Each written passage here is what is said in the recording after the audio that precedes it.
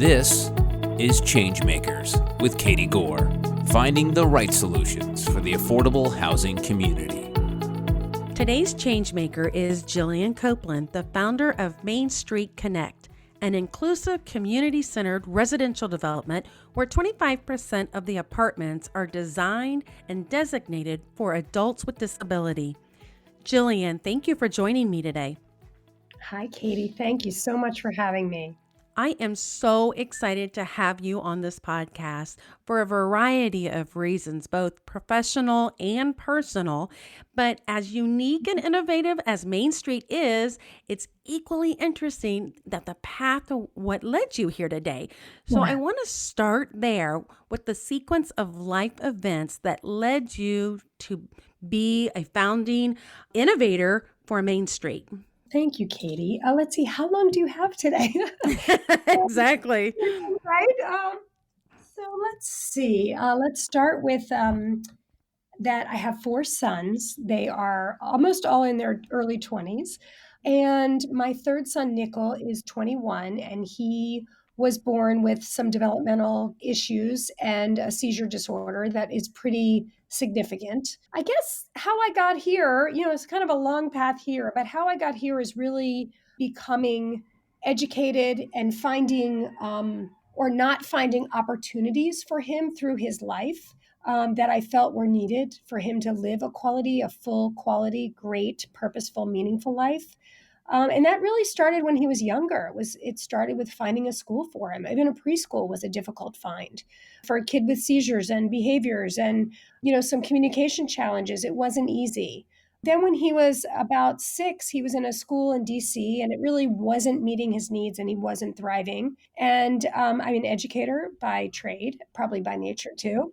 And trying to look up and down the East Coast and even other parts of the country to find a place where I thought he would thrive. And I really couldn't find anything out there. My focus was not just looking at schools that had great academics, because those weren't going to be a strength, but finding a school that was holistic in nature, that could provide opportunities for social growth and movement and sensory opportunities and regulatory skills. And it just wasn't there. And boy, did I look, Katie, I looked everywhere.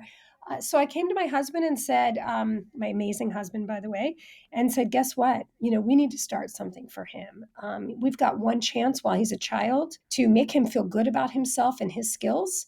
And we need to find what he's really good at, and we need to let him shine. And, there are a lot of other kids that are a lot like him. So let's start a school and bring him along with us. And that school is the Diener School. It's located in Potomac, Maryland. And he has been there. They are in existence. This is their 14th year. And although virtual or hybrid, or I think it's physical now, but it's been a crazy time for us at the Diener School, but they're doing great stuff. And we have 50 some kids. We just moved our campus and they're doing great work. But that really was the start of, hey, you know what? If it's not there, let's make it. Let's build it. Let's create it. And while Nicholas was growing and he was in his teens, we lived in California for a year. We did sort of a gap year with our family. And there was this amazing inclusive teen program out there. And when we moved home, I looked for a similar program that, where a place where he would have a place to go on Saturday nights, like his 3 brothers. And there really wasn't anything that existed here. So we created a program called Teens Like Us, which we later then called Friends Like Us, to bring people together, an inclusive social group for people who just wanted a place to be and to connect and to enjoy a Saturday night together. And that was really super awesome. It gave him something to do on the weekends, and he formed some really nice relationships. And then started looking at and researching what would life look like for Nickel when he was an adult. And honestly, Katie, it's pretty grim out there. There isn't a lot of opportunity. There's a lot of programs out there for people with disabilities, but they're very siloed and they're not inclusive, meaning they're only people with disabilities in these programs. And Nickel really thrives when he has good conversations with people, when they're interesting and interested, and he needs some facilitation oftentimes to keep him going and keep him attentive and focused. And sometimes it takes neurotypical people to do that. And I think that because all these groups of people with disabilities are always grouped together, it doesn't give them a feel of equality, of equity, of opportunity. And as you probably know, when these adults hit 21 in our nation, they reach the cliff, and I'm using air quotes now, you can't really see, but The cliff is when we lose all entitlements. And so all of your anchors, all of his anchors, his school, his teachers, his friends, cease to exist. They're not there anymore for him. And so a lot of adults are living in their parents' basement. They are not finding meaning and passion and purpose in their lives. Many of them are employed or underemployed. They can't live independently because they're not making enough money to, or the buildings they want to live in that are affordable aren't accessible to them. And so there are lots of challenges with it. And I believe in choice for my son and for everyone. I believe in self-determination. I believe in if you want it, you can make it happen for yourself. And I don't know that people with disabilities necessarily feel that all the time because they aren't provided opportunities to rise, to grow, to learn, to prosper. And so that's really what Main Street is about. After learning about the cliff and what life was going to look like for him, and I think he was only 15 years old at the time, went back to my husband again. And of course, whenever I say, guess what, I have an idea, I think he wants to quiver and cry. But Right. he looked at me like, hell yeah, let's do this. And he is a developer and he has a niche with affordability. And he's in business with his brother and his dad, and they're all amazing people and they love nickel like we do. And they were like, let's do it. And we found a piece of land, and I'm going to make it sound really easy, and it wasn't, but we found a piece of land and we, lobbied people we needed to lobby, and we privately fundraised, and we went to the Department of Health and Mental Hygiene and our amazing DDA secretary, Bernie Simons, and we said, we need money, we need help to do this. And we all together, collectively believe in this and believe that everybody deserves a chance. And hence, there we are. We're at Main Street now. And so we're here, and we built a 70-unit apartment building. And as you said, 25% of the units were designed and designated. Actually, all the units are universal design, so they're all designed the same, but 25% are set aside for adults with disabilities. And we have a community center on the ground floor, and that consists of Poppy Boy's Kitchen, which is really the room where it happened. So I shouldn't start with that, but book clubs and pizza parties and Super Bowls and educational events, and just an amazing room with a patio and a garden and a barbecue and park next door and a commercial kitchen. People can rent it and people can come in and have parties. And we already have our virtual Bake with Sharon classes that we just had today at 2:00, and our virtual cooking classes, which will turn into physical opportunities one day. We have a classroom. And we have a peace room for mindfulness and meditation and sensory exploration. And we have a gym. And our goals are, let's get healthy together. Let's get fit. Let's create. Let's, provide opportunities for everyone to live a full, quality, happy, productive life that they want to live. You have just explained an entire continuum of what many people in an affordable housing community or in a specialized educational environment, sometimes they strive to do exactly what you just summarized, and they strive to do this over decades. And you have compressed all of this into a very short initiative here. Your desperate nature of being a parent, it has driven you to actually mold your own path because you saw gaps. And this is such an impressive journey, even from what you've done in the Diener School to this, more teen interim space. And then ultimately, like we talked about, the Main Street piece of this. I just find this fascinating because so many people, they see the gap, they see the obstacles, whether that is in education or whether that's the inability to come up with individual education plans or something that really meets where their child is. But you took it so much farther than just the individualized education that your son needed. You actually said, this is a whole life for him. This is a quality of life for him. This is his ability to access what he needs to help him thrive. And you went for it. I mean, not a lot of people can't even get past that first stage. And so I want to break apart some of the things you've said here and those early dynamics that you encountered. Let's just start where you were starting to search for housing for your son. How early did the struggle to find the services and then ultimately the housing, how early did this start for you when you realized that there was going to be this cliff you mentioned? It started when I worked at the Diener School for the first 6 years. And when I left, I took a year off between then and what I was going to do next. And that was really the year I started exploring. And I think he was 14 years old. I'm pretty sure he's 14, 15 range. And I started researching physically and virtually, visiting models and farms and villages and, whatever was out there for people with disabilities. And, I started getting anxious, like most of the other parents probably. I appreciate the compliment of making it happen, making shit happen, because Right. yes, we were able to do that in a short time. However, I just want to add in there that, I am privileged and I am lucky.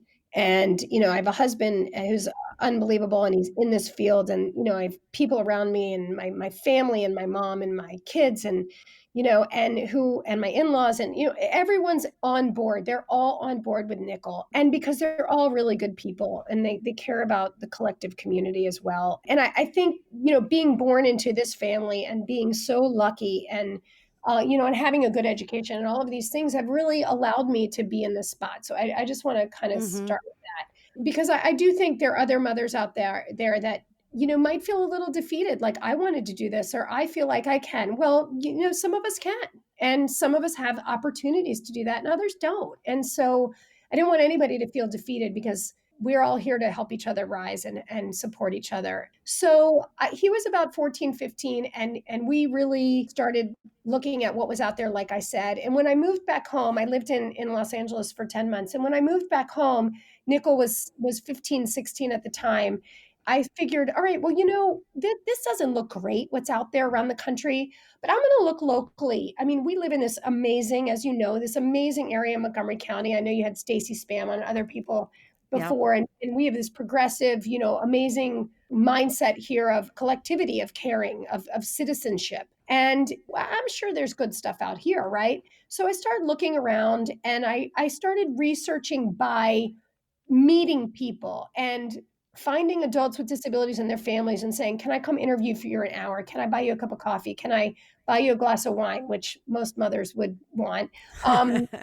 And or need and or both. And I interviewed about 65, 70 families, sometimes just the mom, sometimes the dad, sometimes the teachers who are working with adults who are reaching the cliff, sometimes with adults with disabilities and cross disability. I interviewed so many different kinds of people, so many neurodiverse people and physically diverse people. And what's out there for you? And I sometimes I'm not a huge crier, but I would get in my car and just start to cry. Like, I can't believe these people are living these lives. Here they hit 21 and they reach this cliff and they have nothing to do. And they're literally playing video games and doing all these things and living without, meaning. And nobody should live a life like that. People with disabilities were born with disabilities. It wasn't a choice that they Right. made. And I would just kept getting in my car, literally getting in my car, like crying and no, this can't be. And we need to change this. And yes, it needs to be a cultural mindset change. But how do we do that? Well, let's start here, right? It's really hard to unravel systemic need for change, right? And but we can do this. And how do we do it? And so really asking people, like, what are you looking for in your life? Do you want to be employed? I mean, most people do. How can we do that? How can we help you? Do you want to live independently? Yes, every single one of them, even people that couldn't move for themselves or feed themselves wanted to live independently. It was worth that risk. The reward of living independently was worth them being alone and not being able to do things for themselves. And providing choice and opportunity and self-determination and all of these things were what I really believe all people deserve, or at least deserve, and hopefully they can continue to earn it and keep it and live this dignified, respectful life. But you got to at least give them a shot to. So I think learning all of these stories from people was really the impetus, that was the driver behind us just getting up and saying, all right, we can do it. And then the rest just followed. I was just on a call with students from Georgetown University. I co-teach a class there once a semester, and it's a diversity, it's an inclusion class. And one of the questions was, how do you make this happen? And I think the response is, I really didn't make it happen. I just found caring, committed people, like the Margaret Mead quote, if you get enough caring, committed people together, you can move the needle. And so that's what we did. We got enough caring, committed people to raise money, to lobby, our policymakers, to reach out to other people, to share the love and spread the kindness and help us create these opportunities and programs and services and housing. And it came together because people care. So it really isn't about me. I mean, sometimes you need the person who is at the front of it or who's Right. bold enough to do it. And then it was just, this is a need and we can make this happen. We started Main Street. We built our membership. We had about 1,500 community members involved in different areas of the country, people wanting to join us physically and then virtually to be a part of this and, a place to belong. And when Main Street Apartments opened up the call line for people interested in the apartments, we received 11,000 calls the first day. Wow. So when you look at the staggering numbers of people that called us to get an apartment because they needed affordability and they wanted inclusivity, 11,000 people the first day for 17 units. That's unbelievable. Yeah. It doesn't surprise me, though, because having worked in affordable housing, the need is just so overwhelmingly there. And I think that's what's so unique about Main Street is there's the need and you guys are stepping into that void to help provide for that need. Yes. The whole concept of inclusivity is not a foreign one. And I'm glad you mentioned, this class that you're teaching. It's, one that our nation is having to step back and really analyze, internally and externally, and really almost take that prerequisite level course on learning about inclusivity and learning how to fix inclusivity, right? Yeah. Just break it down for us. What does inclusivity mean in your world and in this context of Main Street here? Oh, that's such a great question. I think when I talk about unraveling systemic kinds of issues and deep-rooted things, and this will get me to inclusivity and what inclusion means, is it really just starts with kindness and equality. And if we come from a place of kindness and equality, and we are open, we are heart open, and we provide people a place to be and to belong and to be who they are. And I think this philosophy of you do you, you be you.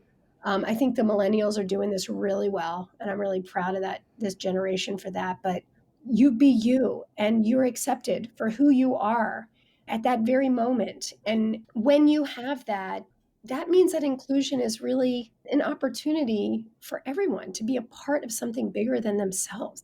And it might be a social opportunity, it might be learning, it might be joining a community or being a part of a community. But inclusion to me means that everyone has a place at the table. And my friend Tim Shriver, who's the chair of Special Olympics, says that, and he has said that about Main Street, that we are providing everyone a seat at the table. And that, to me, is full inclusion. No matter your age, your race, your financial background, or your ability, your age, your disability, I don't really care. If you come here and you feel like this is a place where you want to be, then join us and be a part of Main Street. You live here, you become a member here, you are just join us for virtual events, whatever it is that fills your soul. If that's Main Street, then bring it. To me, that's what full inclusion is. Thanks for sharing that, Jillian. Hang on for a moment because we're going to take a break, but coming up in the second part of my conversation with Jillian Copeland, the founder of Main Street Connect, Jillian talks about the effect that her community has had on the lives of their residents. I see people walking taller, feeling empowered, smiling wider. It's just a really beautiful thing to see. Thanks for listening to ChangeMakers with Katie Gore. To find out more about Katie, go to quadel.com. That's QUADEL.com. This has been a production of Forbes Books Radio.